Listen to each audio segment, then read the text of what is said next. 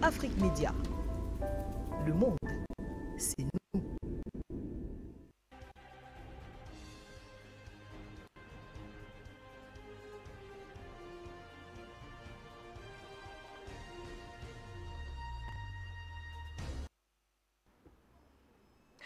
Bonsoir à toutes et à tous et bienvenue à ce journal sur la télévision panafricaine.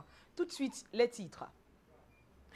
Au Tchad, l'ancien président Goukouni Ouédéé ne prendra pas part à la réunion de Doha, quelques jours seulement avant la rencontre au Qatar pour le dialogue inclusif. L'ancien président du Tchad a été mis à l'écart après le décret signé mercredi matin par le Premier ministre. Désormais, le chef de la diplomatie tchadienne dirigera le nouveau comité spécial chargé du processus du dialogue. Et puis, crise en Ukraine, les pays de l'Union européenne discutent depuis ce jeudi 10 mars sur la réduction de la dépendance au gaz et au pétrole russe. Un sommet informel des dirigeants européens a été lancé ce jeudi à Versailles, près de Paris. Ceci dans le but de trouver des solutions à la grande faiblesse énergétique de l'Europe, pendant dépendante à 45% du gaz russe. Impossible pour l'instant d'annoncer un embargo sur les hydrocarbures moscovites. Mesdames, Messieurs, c'est tout pour la vitrine. Une fois de plus, bonsoir et bienvenue au grand journal sur la télévision panafricaine.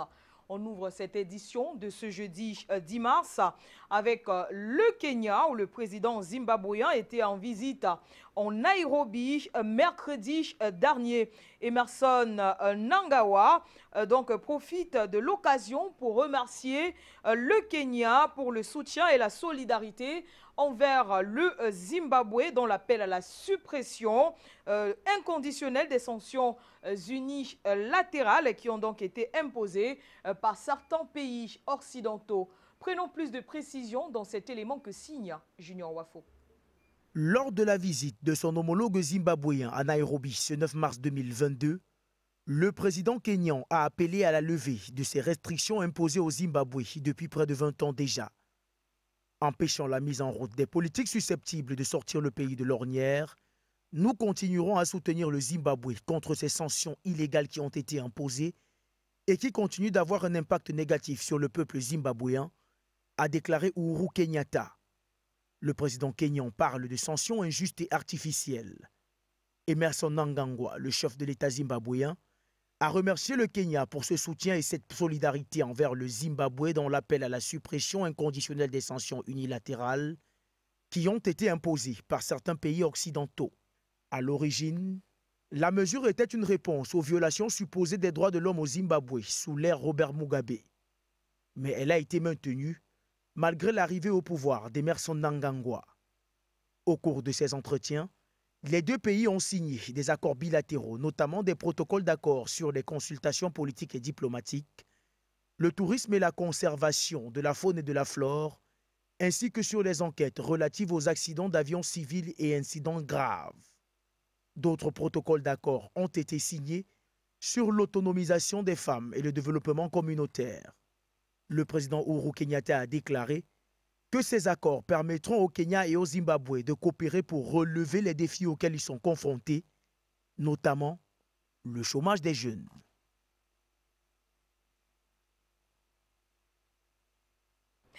On va à présent du côté du Tchad. Nous l'annoncions en titre, l'ancien président tchadien Goukouni Ouédéé n'est plus de la partie pour le processus de dialogue à quelques jours seulement du début de la concertation prévue à Doha. Et donc, il avait pour charge de négocier avec les mouvements politico-militaires du Tchad, ceci en vue de leur participation au dialogue national inclusif prévu au mois de mai prochain du côté de N'Djamena. Et donc, un décret du Premier ministre tchadien a donc mis à l'écart l'ancien président du Tchad, Junior Wafo, une fois de plus.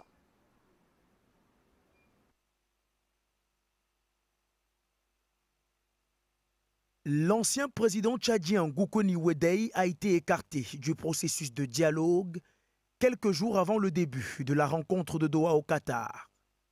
Il était chargé de négocier avec les politico-militaires du pays en vue de leur participation au dialogue national inclusif qui sera organisé en mai en N'Djamena.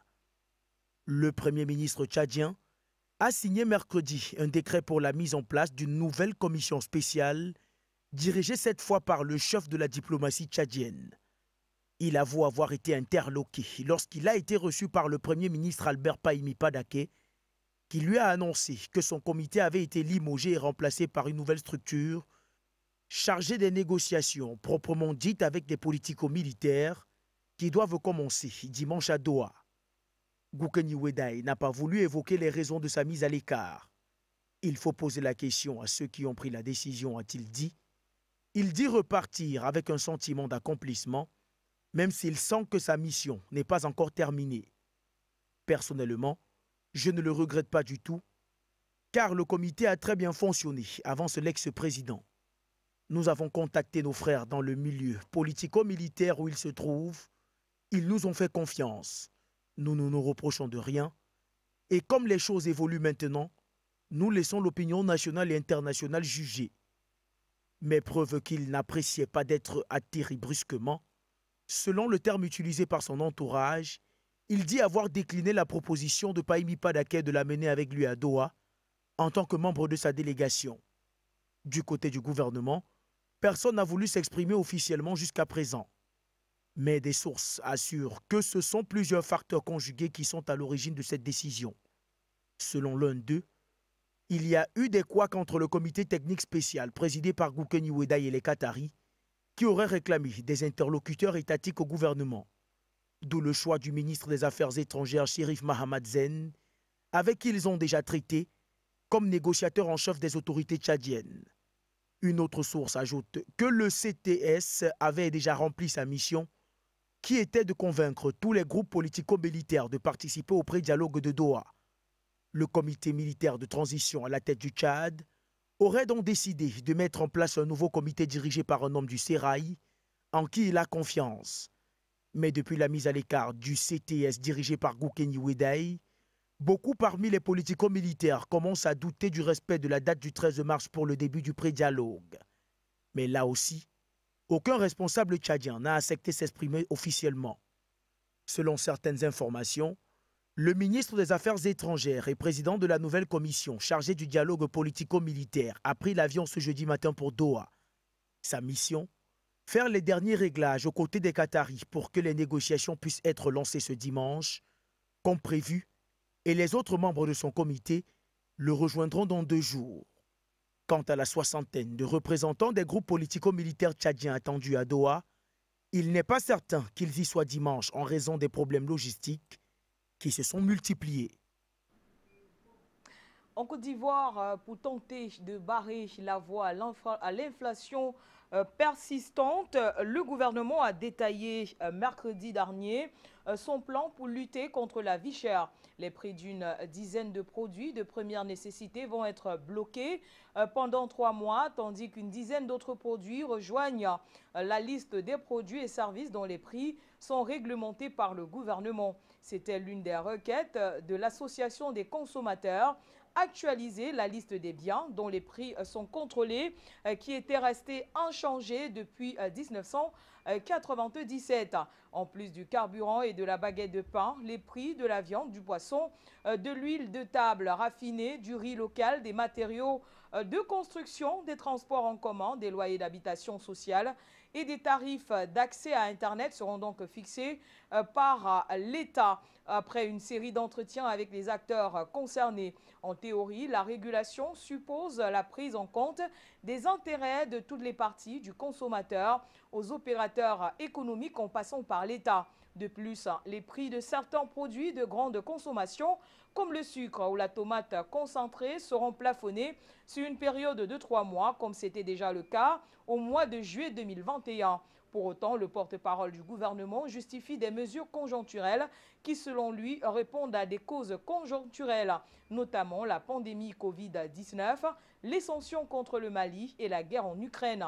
Chaque fois, ce sont des situations conjoncturelles différentes et nous sommes obligés d'adapter nos dispositifs à ces situations conjoncturelles.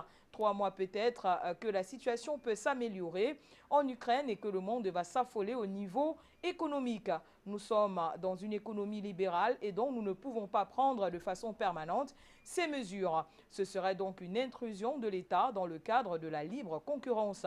Et donc un dernier point a également été mis sur pied. Il s'agit d'une autorisation préalable qui sera exigée pour toutes les exportations de produits vivriers afin de favoriser le marché intérieur.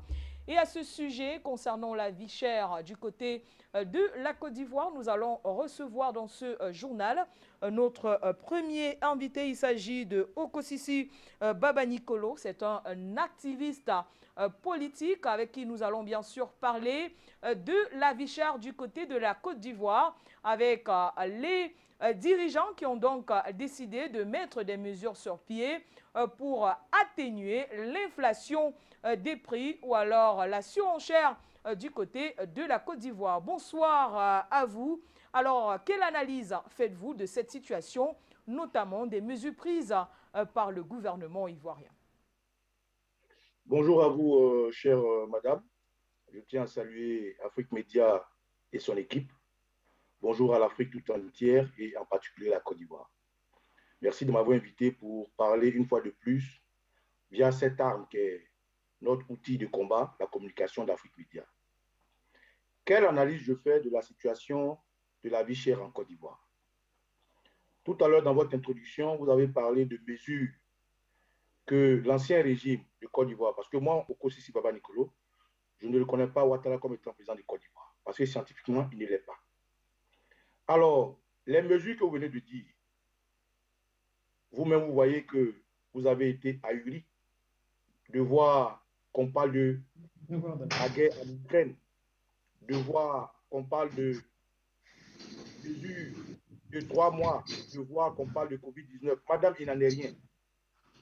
Vous voyez, le pouvoir RDR, le rassemblement des rebelles de la rue Le Pic, aujourd'hui est propriétaire de tout ce qui fait concurrence sur le marché ivoirien. Les caciques du RDR sont propriétaires des gros marchés sur le territoire ivoirien. Ils ont le marché du riz, le marché du poisson, le café cacao. Ils ont tous les business agroalimentaires du Côte d'Ivoire. Ils sont les propriétaires exclusifs des petites et moyennes entreprises. C'est eux qui embauchent. Ça, c'est ce qui concerne les caciques du RDR. Au-delà de ça, les mesures dont il parle, madame, je vais vous dire, c'est le Premier ministre, le mulâtre Achille Patrick, transfert du PDCI RDA, traite à la nation, qui s'est déplacé dans une ville de la Côte d'Ivoire appelée Yamoussoukro et qui est allé pour moquer les Ivoiriens, pour insulter la douleur des Ivoiriens. Pour le technocrate qu'il est, dit que lui, il mange garba. Le garba, c'est un plat commun ivoirien fait d'attiqué, de thon, de cubes magiques d'oignons, de tomates et j'en passe. C'est un plat commun ivoirien pour tous ceux qui ont fait la Côte d'Ivoire ou ont fréquenté les Ivoiriens qui le connaissent. C'est un peu comme la facilité d'avoir le ndolé chez vous. Alors, ce premier ministre de ce régime du RDR, d'ancien président Ouattara, sera dans un espace public. Il se fait filmer par la chaîne nationale où les Ivoiriens paient leur redevance, en train de moquer la douleur des Ivoiriens qui n'arrivent même pas à tenir les deux bouts pour dire que les Ivoiriens devraient s'accommoder. Ils devraient changer leur attitude de vie en mangeant garba. Alors que le garba, il y a de l'huile dedans. Il y a de l'oignon dedans. Il y a la tomate. Même le cube magique a augmenté. On parle d'Ukraine. On parle de la guerre d'Ukraine. On parle de Covid-19. Qu'est-ce que Covid-19 a à voir avec les maniocs qui poussent chez nous? Le porte-parole du gouvernement Ouattara, du régime dictatorial, il dit ceci. Il dit supermarchés parce que ça coûte moins cher. Pour eux, c'est des mesures ivoires. Les mesures ivoires pour accompagner la vie chère, c'est que les Ivoiriens aillent faire le marché dans les supermarchés. Madame, la Côte d'Ivoire n'est pas capitale. La Côte d'Ivoire fait 322 300 km². Il y a des gens qui sont dans des hameaux, dans des campements, dans des grandes villes, comme Tengrena, comme Boisflé, comme Boaké, comme Bonois, comme Saint-Pétro, qui n'ont pas accès au supermarché. Donc, si les gens vont faire le marché au supermarché, nos braves mamans qui cultivent le piment, qui cultivent la tomate, l'oignon, pour venir vendre sur le marché, comme elles font pour nourrir leurs enfants. Ça, c'est le porte-parole de l'ancien régime de Talon Ouattara qui le dit haut et fort. Mais, tout à l'heure, vous avez parlé d'une organisation de lutte contre la vie chère. Mais il y a une organisation de lutte contre la vie chère appelée ACV, Comité de lutte contre la vie chère, CLVL, quelque chose comme ça. Mais le directeur, le secrétaire exécutif de ce mouvement-là, de lutte contre la vie chère, est un militant du RDR. Et ce militant du RDR, Dame Rani Kitis Bakone, elle sera sur le marché au moment où les commerçants se plaignent de la cherté de la vie. Au moment où, autour d'elle, des citoyens qui connaissent se plaignent de la cherté de la vie, cette dame dit qu'il y a des denrées qui n'ont pas été augmentées, donc la vie chère n'est pas exhaustive. Madame, aujourd'hui, la vie chère est une réalité en Côte d'Ivoire. Ça n'a rien à voir avec le 2019. Ça n'a rien à voir avec la guerre d'Ukraine. Ça a tout à voir avec la mauvaise gestion de l'État. Ça a tout à voir avec la dictature de Ouattara. Ça a tout à voir avec l'échec total d'un monsieur qui a promis Monts et merveilles au RDR. Un monsieur qui a promis le ciel et la terre aux incultes du RDR. Un monsieur qui a promis des hôpitaux, qui a promis des écoles, la gratuité de l'école, qui a promis tous ces soins gratuits qu'aujourd'hui ne le réalise pas. Madame, aujourd'hui, Dramane Ouattara a endetté la Côte d'Ivoire de 20 000 milliards, alors que lorsqu'il a armement été installé à la tête de la Côte d'Ivoire, le président Laurent Gbagbo, avec ses différents ministres, ont remboursé la dette ivoirienne qu'il avait trouvée de 6 000 milliards à hauteur de 500 000 milliards, excusez-moi, je me lève les termes, 6 000 milliards. Donc il a payé 5 000 milliards, 500 millions. Donc il restait 500 millions que Dramane Ouattara devait rembourser. Et le programme, le président Gbagbo a présenté la Côte d'Ivoire au PPTE. Lorsqu'il a présenté la Côte d'Ivoire au PPTE, le même RDS, ce régime de rebelles, l'a accusé d'avoir de se moquer des Ivoiriens. Et ils ont saisi toute occasion pour le moquer. Aujourd'hui, Dramane Ouattara a endetté la Côte d'Ivoire de 20 000 milliards et nous sommes au plan PPTE. Merci donc à vous, Okosisi Baba Nicolo. Vous avez pu suivre cet activiste politique sur la vie chère du côté de la Côte d'Ivoire, où les mesures ou alors les causes de cette inflation avancée par le gouvernement ivoirien ne passent pas. Et puis on va parler d'autres choses, notamment de la crise en Ukraine avec l'Union européenne qui discute à Versailles au sujet du pétrole et du gaz russe. La France organise donc depuis ce jeudi matin un sommet informel des dirigeants européens dans le cadre très prestigieux du château de Versailles près de Paris. Un sommet consacré bien entendu à l'Ukraine avec deux questions centrales, notamment la réduction de dépendance au gaz et au pétrole russe avec le renforcement des liens avec l'Ukraine. La guerre en Ukraine qui aura donc malheureusement mis le doigt sur la grande faiblesse énergétique de l'Europe, dépendante, on le rappelle, à 45% du gaz russe, à 25% du pétrole russe. Les pays de l'Union européenne sont donc incapables, comme l'ont fait les États-Unis, d'annoncer un embargo sur les hydrocarbures vendus du côté de Moscou. Et pour y remédier, les 27 vont donc accélérer pour réduire cette dépendance dans les années à venir. Mais à quelle échéance et surtout par quels moyens? Ils devront donc s'accorder. Et 3 points ont été évoqués, notamment accroître les importations de gaz naturel liquéfié, activer tous les leviers pour faire des économies d'énergie et également accélérer la décarbonation des économies. La France l'annonce d'emblée, elle compte miser sur le nucléaire et les énergies renouvelables. La dépendance aux énergies russes est donc une question d'autant plus brûlante que l'Union européenne se prépare au retour de bâton de la part de Moscou suite aux sanctions annoncées ces 2 dernières semaines.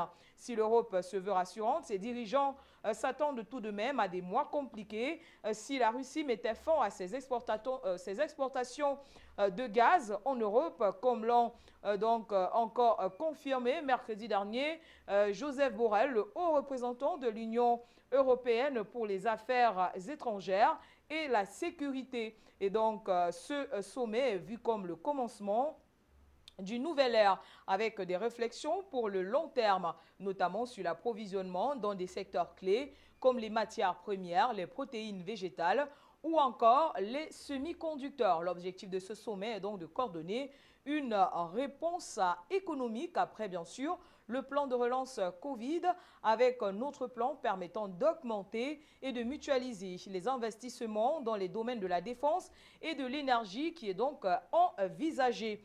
Alors, on va parler à présent de cet autre sujet qui concerne toujours la guerre en Ukraine avec le sénateur américain Lindsey Graham qui a annoncé jeudi dernier, qui a appelé donc jeudi dernier quelqu'un en Russie à assassiner le président Vladimir Poutine pour rendre un grand service à son pays et au reste du monde. L'élu républicain Lindsey Graham a donc suggéré que la mort de Vladimir Poutine rendrait un grand service au monde. Écoutons ce récit de Fabrice Ndouma. L'élu républicain Lindsey Graham a suggéré que la mort de Vladimir Poutine rendrait un grand service au monde. Le sénateur américain a appelé jeudi 3 mars à assassiner le président Vladimir Poutine pour rendre un grand service à son pays et au reste du monde. Quelqu'un en Russie doit mettre les pieds dans le plat et se débarrasser de ce type, a affirmé le sénateur républicain lors d'une émission télévisée. Il a ensuite enfoncé le clou dans une série de tweets, ajoutant que les seuls qui peuvent arranger ça, ce sont les Russes. Y a-t-il un Brutus en Russie? S'est interrogé Lindsey Graham en évoquant l'un des assassins de l'empereur romain Jules César. Il s'est également demandé s'il existait au sein de l'armée russe un colonel Stauffenberg, mais en plus efficace, en se référant à l'officier allemand Klaus von Stauffenberg, auteur d'un attentat à la bombe manqué contre Adolf Hitler en 1944. Vous rendriez un grand service à votre pays et au reste du monde, a-t-il ajouté. Lindsey Graham, qui est un proche allié de l'ex-président Donald Trump, a présenté vendredi au Sénat une résolution condamnant le président russe et ses chefs militaires, les accusant de commettre des crimes de guerre et des crimes contre l'humanité. L'ambassadeur de Russie aux États-Unis a demandé vendredi des explications officielles et une condamnation ferme de cette déclaration criminelle par le gouvernement américain. Ces propos, un appel au terrorisme, sont inacceptables et scandaleux, a écrit Anatoly Antonov sur la page Facebook de l'ambassade. On reste sur ce sujet pour accueillir dans ce journal l'invité. Il s'agit de Gamal Abina, internationaliste. On parlera avec lui de ce sujet brûlant concernant la crise en Ukraine. Déjà, bonsoir à vous, Gamal Abina. On se pose la question de savoir jusqu'où compte aller l'Union européenne dans le but de trouver la solution à sa dépendance de gaz et au pétrole russe. Les réunions s'intensifient, Gamal Abina, mais l'Europe peine à se détacher du gaz et du pétrole russe.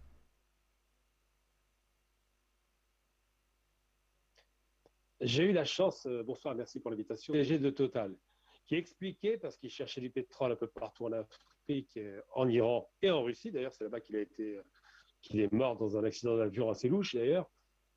Il expliquait que on a beau raconter des histoires sur les énergies renouvelables, le pétrole sera le roi du monde pendant au moins 80 ans. Le pétrole et le gaz, l'ustat pétrolier. Affiché de vouloir faire dans le renouvelable, éolien, marée motrice, solaire, ces énergies restent malgré tout marginales par rapport aux besoins du pétrole qui alimente d'abord les moteurs des véhicules, les moteurs des avions, l'industrie de transformation, le plastique, bref, tout ce qu'on appelle la pétrochimie. Donc, lorsqu'il explique cela, il explique simplement que la dépendance au pétrole et au gaz est absolue et totale pour le siècle qui vient. Et à partir de là, les Européens qui ont toujours une maladresse ou peut-être une intention, ne font jamais les choses par hasard. Ils vont à Versailles, ça rappelle une sombre histoire, à Versailles, pour faire comme dans les années 20, le traité de Versailles en 1919, pour être précis, traité de Versailles qui devait condamner l'Allemagne à des dommages de guerre très lourds, 55 milliards de Reichsmark or, et donc ils veulent faire la même chose avec les Russes. Et ils disent quoi? On va sanctionner les Russes en se séparant des importations d'hydrocarbures, alors que la Russie représente un potentiel considérable. Elle approvisionne l'Europe entre 40 et 60% pour certains pays comme l'Allemagne. Eh bien, ils prétendent pouvoir se séparer du pétrole et du gaz russe sur une échéance plus ou moins brève. Sauf que la guerre en Ukraine ne durera pas éternellement, que ces sanctions économiques qu'ils avaient affichées en pensant que ce serait un geste fort pour l'Ukraine ne sont que de la poudre aux yeux, la poudre de perlimpinpin qui leur retombe dessus. D'ailleurs, les sanctions commencent à leur coûter très cher, je parle des Européens. On se rend compte, par exemple, sur le spatial, où l'Europe était très impliquée avec la Russie, que maintenant, ils ne savent plus comment faire pour trouver un partenaire par rapport au vol dans l'espace. On se rend compte qu'évidemment, les hydrocarbures sont des données essentielles de la donne et que les Russes ne seront pas envahis, ne seront pas inquiétés. Et on se rend compte qu'on utilise toutes sortes de subterfuges pour faire croire qu'il y a une solution alternative comme le gaz naturel liquéfié, le GNL. Ça n'est pas sérieux. Alors évidemment, les Américains se frottent les mains parce qu'avec un pétrole et un gaz très cher, ils pensent pouvoir avoir le marché européen, mais à choisir entre un produit cher éloigné et un produit peu cher de proximité, je parle donc du gaz et du pétrole russe, les Européens ne vont pas se poser la question longtemps, ils seront obligés de revenir à des considérations un peu plus raisonnables. Et je le rappelle systématiquement à chaque fois que j'interviens, il ne faut quand même pas l'oublier, l'Europe n'est pas en guerre contre la Russie. L'Europe voudrait soutenir l'Ukraine et la trahit, et aujourd'hui essaie de trouver des moyens pour donner le sentiment que finalement ils n'ont pas abandonné les Ukrainiens.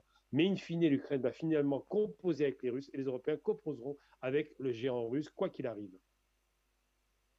Gamal Abina, on va dire que Vladimir Poutine, lui, reste campé sur sa position et la solution pour certains, notamment le sénateur américain Lindsey Graham, serait de l'assassiner pour libérer le reste du monde. Bêtise ahurissante. Ce Lindsey Graham n'est pas un type très intelligent. Déjà, ce sont les termes qui sont très peu diplomatiques. Ensuite, c'est bien de le dire quand on est planqué aux États-Unis, très loin des théâtres d'opération et de la guerre. Et surtout, c'est bien de frimer alors qu'on fait appel à des références qui sont extrêmement tendancieuses. Alors, il fait appel à deux références importantes qui ont eu un sens extraordinaire au XXe siècle. Il fait référence à l'assassinat par Brutus, qui assassine donc Jules César, le plus grand des empereurs romains.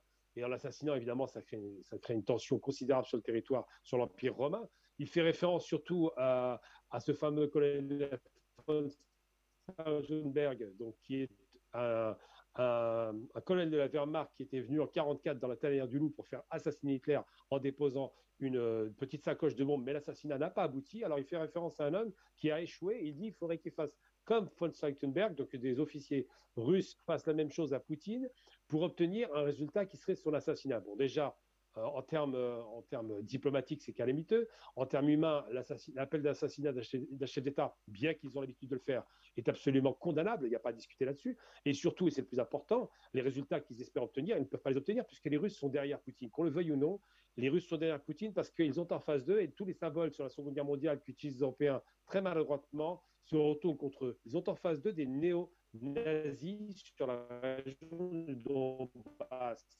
Et l'Europe s'est rangée derrière des néo-nazis. Donc c'est quand même très inquiétant de voir que l'histoire bégaye 75 ans après la Seconde Guerre mondiale, 77 ans pour être très précis, et que l'appel à faire assassiner un chef d'État, en l'occurrence Poutine, rappelle étrangement la même méthode qui avait été utilisée parce qu'il voulait assassiner à l'époque Hitler pour précipiter la fin de la guerre. Ça n'a jamais abouti et finalement la guerre ira à son terme. La différence entre Hitler et Poutine d'abord, c'est que Poutine n'est pas Hitler, c'est évident, mais surtout Poutine est soutenu par sa population, ce qui était le cas d'Hitler, mais Poutine a une puissance considérable, ce que n'avait pas Hitler.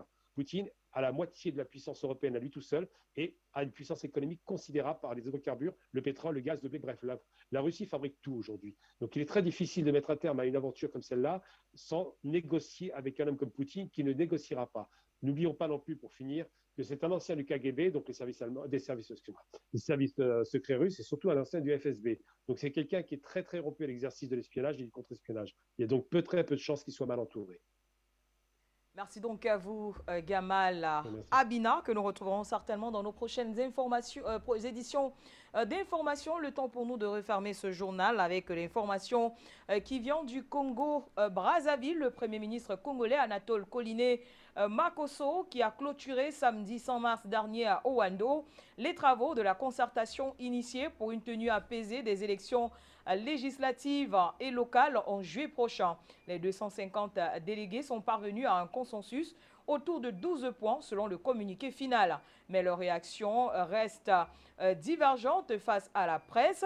Au sujet de la mise à jour du fichier électoral, les participants à la concertation ont donc recommandé qu'une révision de liste soit effectuée dans les plus brefs délais. Ils ont également recommandé la création d'une ligne budgétaire propre à la commission électorale en vue de renforcer son indépendance par rapport au budget de l'État. Statu quo, donc au sujet du découpage électoral, la prochaine Assemblée nationale disposera toujours de 151 sièges.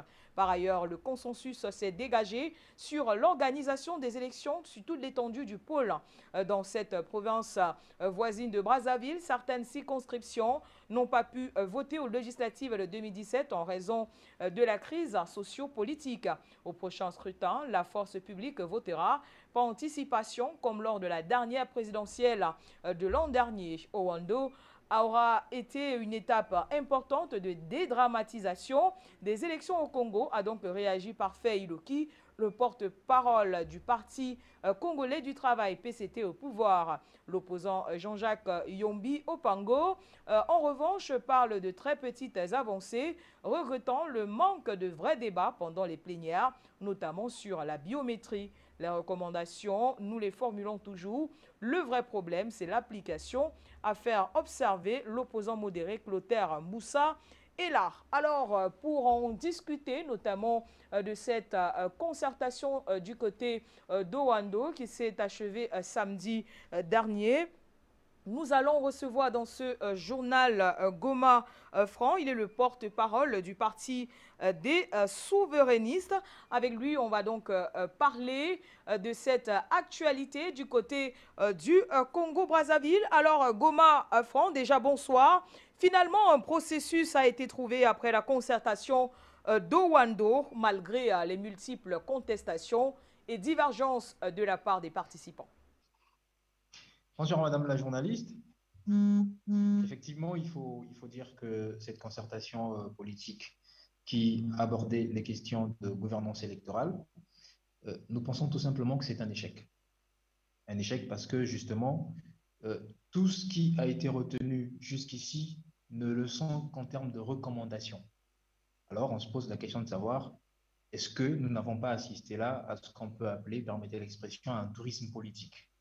Parce que à quoi ça aurait servi de se réunir pour une concertation comme prélude aux élections législatives de 2022 et que les recommandations soient formulées ou que soient plutôt applicables pour les élections après 2022, donc les élections législatives d'après 2026, donc 2027.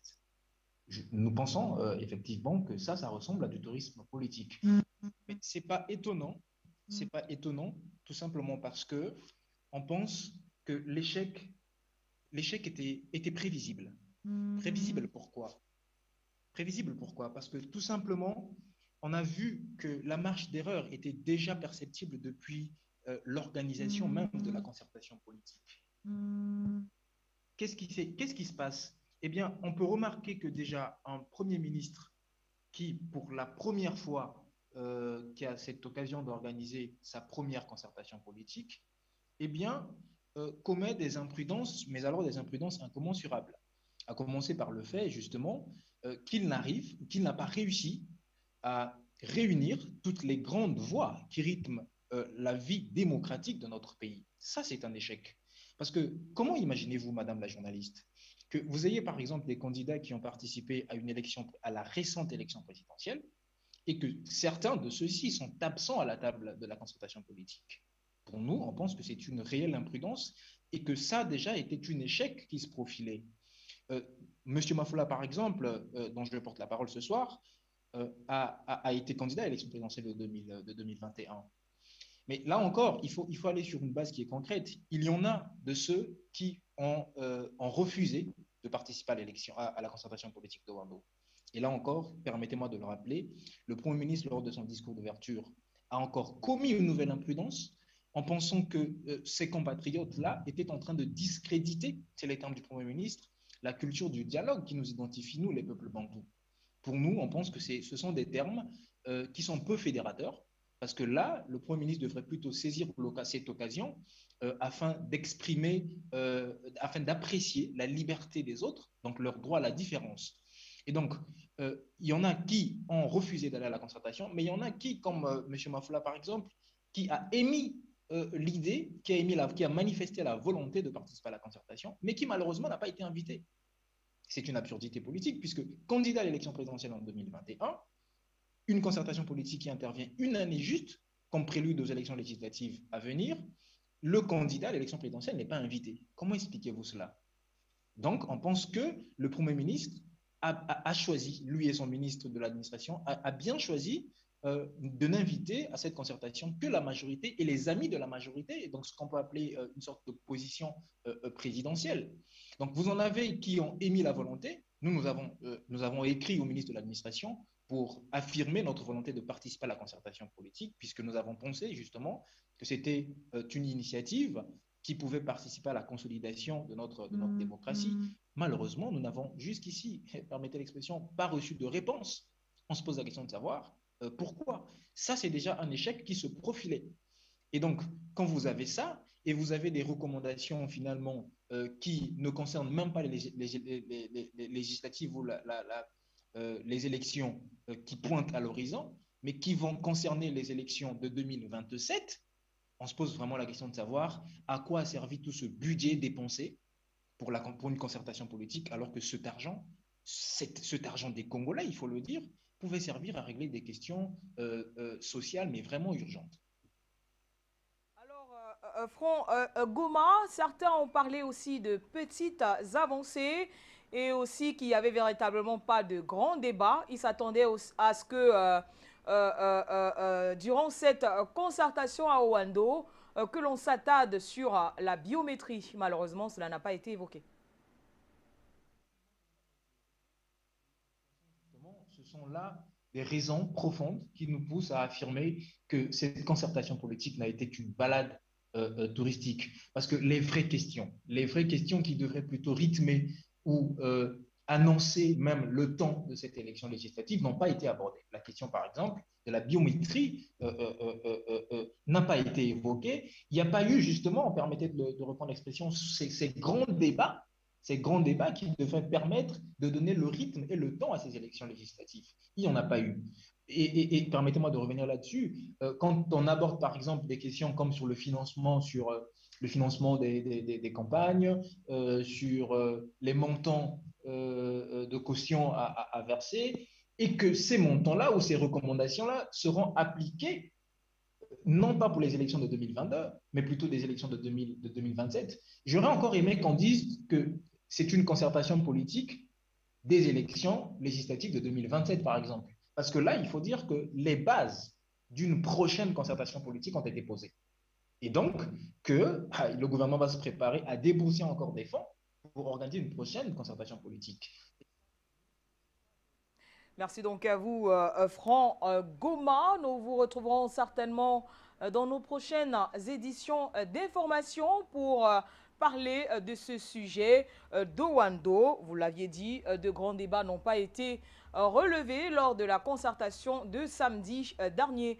Et c'est ici que s'achève cette édition du journal de ce jeudi 10 mars sur la télévision panafricaine. Merci de nous avoir suivis. Ne manquez pas tout à l'heure à partir de 21 h, Fabrice Ndouma dans la présentation d'Africa Foot. Merci une fois de plus de nous avoir suivis. Agréable soirée à toutes et à tous.